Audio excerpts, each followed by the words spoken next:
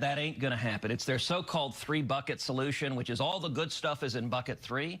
Bucket 3 takes 8 Democrats. Right now, Senate Democrats are opposing everything. You can't get 8 Senate Democrats to agree on saying good morning.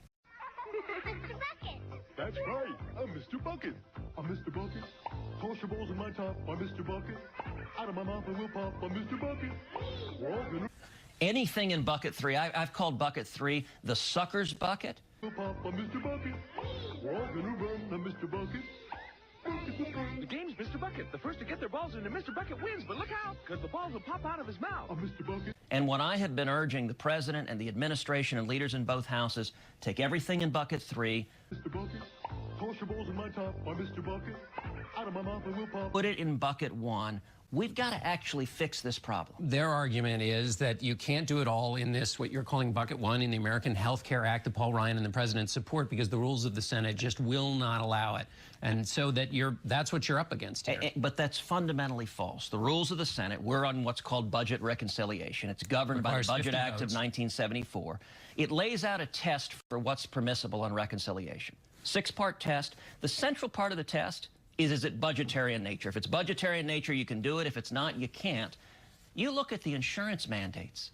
They impact billions of dollars of federal spending. And I'll point out the Obama Justice Department went before the U.S. Supreme Court twice and argued the mandates are integrally related. They're intertwined with the subsidies. You cannot sever them.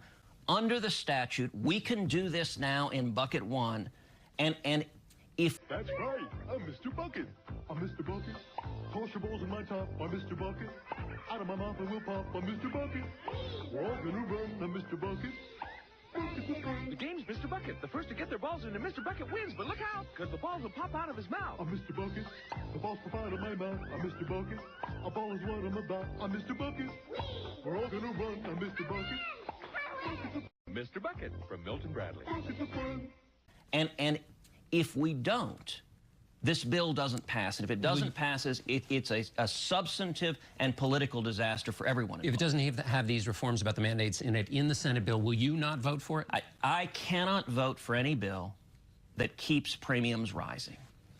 Texans have look, there has been no issue I've devoted more time and energy to than Obamacare, stopping this disaster. We have a chance for an incredible substantive win for the American people.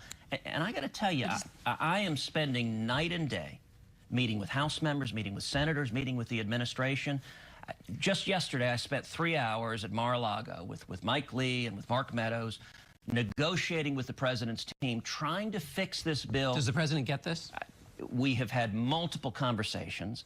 The vice president and I have had multiple conversations. As he said on what you played a minute ago, President Trump said, this is one big fat negotiation.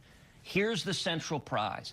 If we lower premiums, and hopefully lower them a lot, that's a victory for the American people. If premiums keep going up, that's a victory for insurance companies and lobbyists, but it's a loss for the people who elected us. We've got very little time. I want to get to the Supreme Court, but does the